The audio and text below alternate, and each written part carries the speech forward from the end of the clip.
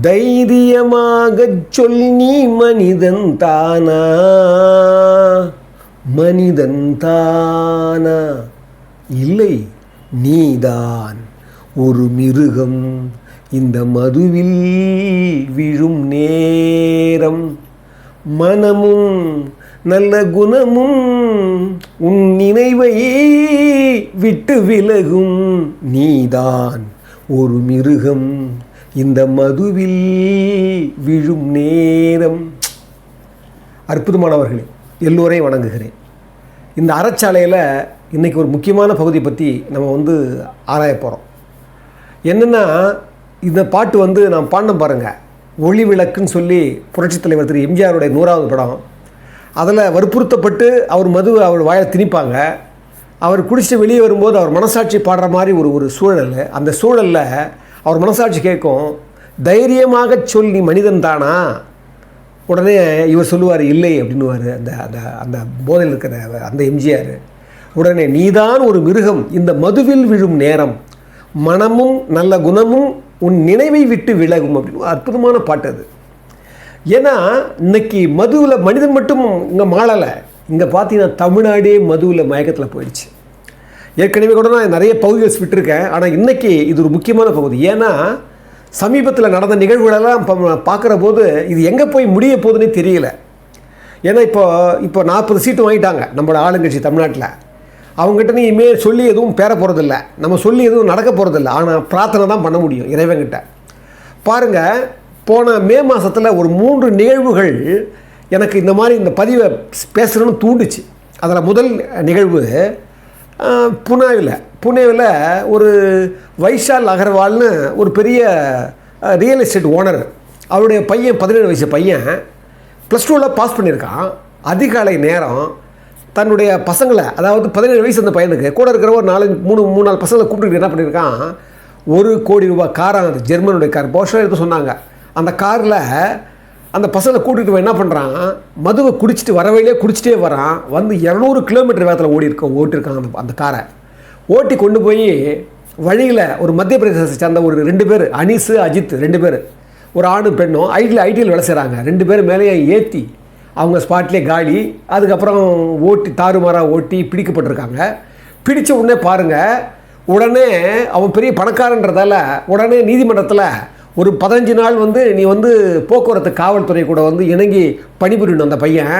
அது மட்டும் இல்லை, ஒரு குறிப்பிட்ட பக்கங்களுக்கு நீ சாலை விபத்தை பற்றி நீங்கள் எழுதணும்னு சொல்லி சின்ன ஒரு இது கொடுத்து அவனுக்கு ஜாமீன் கொடுக்குறாங்க. அப்புறமா இது ஒரு பெரிய இஷ்யூ ஆகி கடைசியில் கூர்நோக்கு அந்த வீட்டுக்கு அவனை அமுச்சு, சீர்திருத்த கூர்நோக்கு பள்ளிக்கு அமுச்சு அந்த பையனை ஒரு மேலே கேஸ் போட்டு, அது பாருங்கள் அப்போ தான் தெரியுது இவன் என்ன பண்ணியிருக்காங்க. இவன் இடித்தான் பாருங்கள், இடித்த உடனே இவன் போதையில் இல்லைன்றதுக்காக அந்த மருத்துவர்கள், அரசாங்க மருத்துவர்கள் என்ன பண்ணியிருக்காங்க, 2 பேர் இவன் அவங்களுடைய அந்த பையனுடைய அம்மாவுடைய ரத்தத்தை எடுத்து அந்த ரத்தத்தில் போதை கலக்கலைன்னு சொல்லி அவங்க சர்டிஃபிகேட் கொடுத்து இப்போ அந்த 2 பேரும் மருத்துவரும் கைது பண்ணிட்டாங்க. அது மட்டும் இல்லை, அவங்க அப்பா இது மாதிரி பணம் வச்சார் பாருங்கள், அப்பா கைது பண்ணிட்டாங்க. அது மட்டும் இல்லை, அந்த பையனுடைய தாத்தா இருக்கார் பாருங்கள், அந்த டிரைவர், அந்த வீட்டுடைய டிரைவரை மிரட்டி 2 நாள் அடைச்சி நீ தான் ஒத்துக்கணும்னு சொல்லி ஒத்துக்கிற மாதிரி வச்சுக்கும். அதுக்குள்ளேயும் கைமீறி போயிடுச்சு. அதுக்கப்புறம் பிரச்சனை பார்த்தா அந்த தாத்தாவும் கைது பண்ணாங்க. இது புனேவில் நடந்த கதை பாருங்கள். ஒரு 17 வயசு பையன் அதிகாலையில் அந்த மது, இத்தனைக்கும் பார்த்தீங்கன்னா மகாராஷ்டிராவில் 25 வயசுக்கு கம்மியாக இருக்கிறவங்களுக்கு மது உரிமை கிடையாது, குடிக்கிற உரிமை கிடையாது. அதனாலேயே இப்போ மது விற்றவங்களும் எல்லாம் உள்ளே போனாங்க. இது பாருங்கள், உள்ளே போயிட்டாங்களா, என்ன நமக்கு விஷயம் தெரிஞ்சு போச்சு. வெளியே 2 நாளாக 3 நாளாக வெளியே வந்துட்டு இருப்பாங்க அவங்க. அவட தான் பணம் வேலை செய்யுது. இது புனேவில் நடந்த கதை.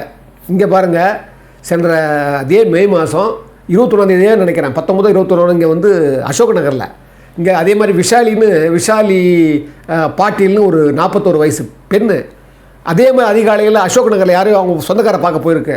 ஒரு குறுகலான தெரு, போதையில் இருந்திருக்கு அந்த விஷால் பாட்டீல். அந்த குறுகலான அந்த காரை ஓட்டியிருக்கு. கிட்டத்தட்ட 7 பேர் மேலே காலை உடச்சி, காலு மேலே ஏறி உடச்சி அது ஒரு இஷ்யூ ஆயிடுச்சு. இங்கே பார்த்தீங்கன்னா மே 31ஆம் தேதி பாண்டிச்சேரியில் நம்ம காஞ்சிபுரத்தை சேர்ந்தவன் ஒரு கமல்நாத்னு பையன், 23 வயசு பையன், குடிச்சிட்டு தாறுமாறாக ஓட்டி கடற்கரை சாலையில் ஒரு 20 வண்டிகளை நாசப்படுத்திட்டான். அப்புறமா அவனை அரெஸ்ட் பண்ணாங்க. 23 வயசு அவனுக்கு. எங்கே பார்த்தாலும் இந்த மது போதையில் இவங்க என்ன செய்கிறாங்க, எப்போ பார்த்தாலும் இதையே வந்து நம்ம படிக்க படிக்க படிக்க என்ன தோணுதுன்னா, இது மது மாநிலம் மட்டும் இல்லை, மது நாடாகவே மாறிவிடும் பொறுத்துருது. ஏன்னா இது என்ன இஷ்யூ வருது அப்படின்னா, சமீபத்தில் இதை குறித்து ஒரு பெரிய ஒரு விழிப்புணர்ச்சி ஏற்படுத்தணுன்றதுக்காக ஒரு தேசிய அளவில் இதை கொண்டாட தான் முடியும், ஒரு மாநிலம் கொண்டாட முடியாது இதை. ஏன்னா 50,000 கோடிக்கு வருமானம் வரப்போகுது இந்த வருஷம். நீங்கள் ஒன்றும் பாருங்கள், அடுத்த வருஷம் 60,000 கோடிக்கு வந்துடும்.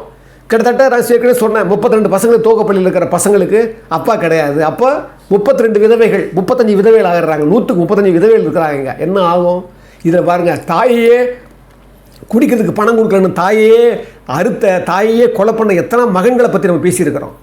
ஏன் சென்ற வாரம் தமிழ்நாட்டில் தன்னுடைய கணவன் வந்து இம்சை பண்ணுறான்னு சொல்லி கணவனையும் அடித்து கொண்ட மனைவி பற்றி படிச்சிருக்கோம். எத்தனைங்க இது விதவிதமான விதவிதமாக தோணுதுங்க, விதவிதமாக வருதுங்க.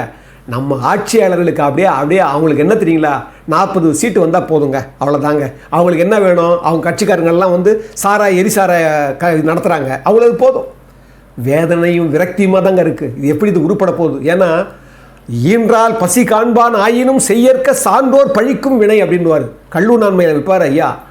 ஈன்றால் பசி சொல்லுவார், அது வந்து வினைத்துமிழ் வைப்பார். ஈன்றால் பசி காண்பான் ஆயினும் சேர்க்கா. சாதாரணமாக ஒரு அம்மாக்காரி வந்து பசியாக இருந்தால் கூட மகன் வந்து தப்பு செய்யக்கூடாதுன்னு சொல்கிற ஒரு வினைத்துமிழ் சொல்லுவார். ஆனால் இங்கே சொல்லுவார், ஈன்றா முகத்தேயும் இன்னாதால் எண்மற்று சான்றோர் முகத்து களி அப்படின்றார். ஒரு பெற்ற தாய் கூட குடிச்சவனை விரும்ப மாட்டாலே, அப்போ சான்றோர்களெல்லாம் எப்படா உன்னை விரும்புவாங்கன்னு கல்லுண்ணாமலை சொல்லுவார். பாருங்கள், இது ஒரு உதாரணம் இருக்குது. 1943 ஏர்வேடா சிலையில் வந்து புனேக்கு பக்கத்தில் ஏர்வேடா சிலையில் மகாத்மா காந்திஜியுடைய மடியிலேயே கஸ்தூரிபா சாகர் போகிற நேரம். ஈராளால் தலைப்பில் அவன் வந்து அவன் குடிக்கலாம் அடிமையாகி அவன் வந்து ஒரு பெரிய அதை பற்றிலாம் உங்களுக்கு படிச்சிருப்பீங்க நீங்கள். அவன் என்ன பண்ணுறாங்க, வேறு வழி இல்லாமல் அம்மா சாக போகிறாங்க, கஸ்தூரிபா அம்மா சாக போகிறாங்க.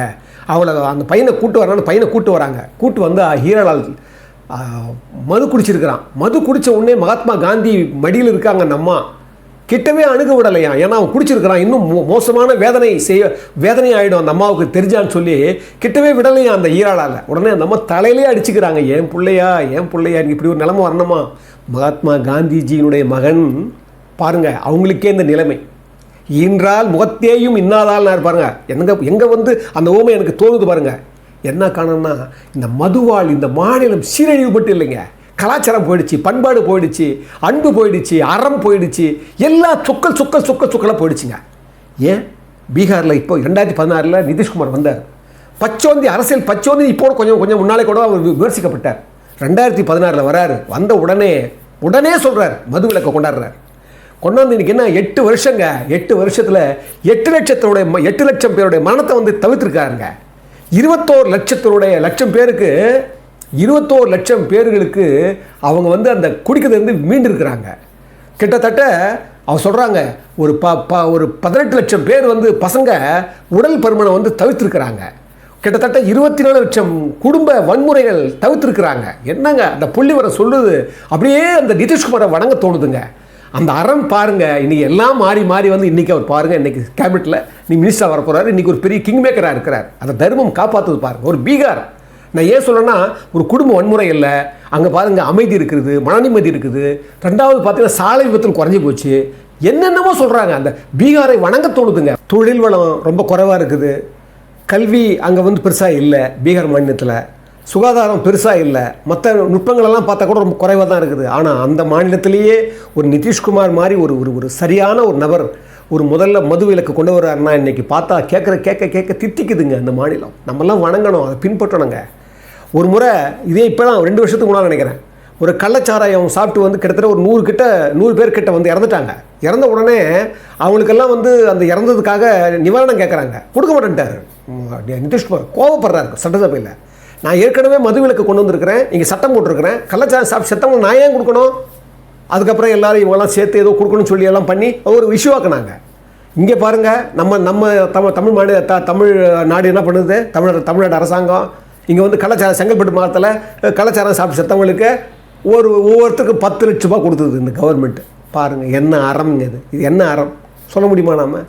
என்னென்னா நாம் எங்கே நோக்கி போயிட்டுருக்கிறோம், எதற்காக இருக்கிறோம், எதற்காக இந்த அரசு, எதற்காக மக்கள் நலம், எதற்காக இந்த மக்களுக்காக நம்ம வாழும் எண்ணமே கிடையாதுங்க. அதாவது என்ன இது எப்படி போய் முடிய போதோன்னு பரிதவிக்குது, அங்கலாய்க்குது மனது. அது சொல்லுவார், அந்த பாடலை சொல்லுவார், வாலி சார் எழுதின பாட்டு எம்ஜிஆர் அற்புதமான பண்ணியிருப்பார். மானை போல் மானம் என்றாய், நடையில் மதையானை நீயே என்றாய், வேங்கை போல் வீரம் என்றாய், அறிவில் உயர்வாக சொல்லிக் கொண்டாய், மதுவால் விலங்கினும் கீழாய் நின்றாய், தைரியமாக சொல்லி மனிதன் தானா மனிதன் தானா. பாருங்க, நடையில் மத யானை, அறிவில் உயர்வா சொல்லிக்கிட்ட, ஆனால் மதுவால் விலங்கினும் கீழாய் நின்றாயின்வார். விலங்கை விட மோசமாக போயிடுறோம் அந்த மதுவால். அது சொல்கிறாரு, அதே அந்த கல்லுண்ணாமலை சொல்லுவார், துஞ்சினார் செத்தாரின் வேரல்லர் எஞ்ஞான்றும் நஞ்சுண்பார் கல்லுண்பவர் அப்படின்னு வரும். அற்புதமான குரல் அது. அதாவது தூங்குறவன் செத்தவன் மாதிரி தான் இருப்பான், அதுக்கு பெரிய வேறுபாடு இல்லை. துஞ்சினார்னா தூங்குறவன். துஞ்சினார் செத்தாரின் வேரல்லர் எஞ்ஞான்றும் நஞ்சுண்பார் கல்லுண்பவர்ன்றார். நீ விஷத்தை குடிக்கிறவன்டா, நீ சாதாரண மது குடிக்கிற நினைக்காத. என்னங்க இதை விட சொல்ல முடியுமா நம்ம யாராவது? என்னங்க நம்ம விட்டுட்டோம். கல்லுண்ணாமையில் 10 அதிகாரம் 10 குறள் வைக்கிறாரு. நீங்கள் அதை படிச்சிங்கனாவே நான் அதாவதுங்க இது ஒரு உற்சாகமானமாக நம்ம கருதுனாமே தவிர அந்த உணர்வை அழிக்கிற பொருளுங்க அது. அது தயவு கூர்ந்து இதுக்கு ஏதாவது நம்ம தேசிய அளவில் ஒரு முன்னெடுக்கணும். ஏன்னா இப்போ பாருங்களேன், நம்ம ராமாயணத்தில் நம்ம கிஷ்கிந்தா காண்டத்தில் வரும். அவன் வாலியுடைய சுக்ரீவன், வாலியோட தம்பி என்ன பண்ணுறான், அவன் மது மயக்கத்திலேயே ராமர் கொடுத்த சபதத்தை ராமர் கொடுத்த அந்த உறுதிமொழியை அவன் பின்பற்றாமல் மறந்துடுவான், மதுவால் தான் மறந்துட்டான்னு சொல்லி ஒரு இடம் வரும். அதாவது இந்த மது இருக்க மயக்கத்தை மட்டுமே இல்லை, அழிவை மட்டுமே இல்லை. நீங்கள் மது சாப்பிடாம இருந்தால் பரவாயில்ல, நான் மது சாப்பிட்டு வண்டி ஓட்டினா நீங்கள் காலி. அப்போ என்ன சொல்லுது இது? இந்த உலகத்தினுடைய எல்லா கலாச்சாரத்தினுடைய முக்கியமான தீமை என்ன ஆயிடுச்சுன்னா, இப்போ நமக்கு டாஸ்மாக் பார்த்தீங்க இன்றைக்கி இந்த தமிழ்நாடே மிதக்குது. இது மட்டும் இல்லைங்க, கொக்கைன்னு ஒரு புதுசாக சொல்கிறாங்க. கொக்கைன் பார்த்தீங்கன்னா 1 கிராம் 6000லேருந்து 7000 ரூபாயா. பார்த்தீங்கன்னா நடுத்தர வர்க்க குடும்பங்கள்லேயும், அதாவது மேல்தட்டு வர்க்க குடும்பங்கள்லேயும், அது இல்லாமல் சினிமா உலகத்தில் கூட அது பயன்படுத்துகிறாங்க விருந்துகள்னு சொல்லி ஒரு படிக்கும்போது பயமாக இருக்குது. போதை ஊசி பற்றி கூட ஒரு இது விட்டுருந்தேன்.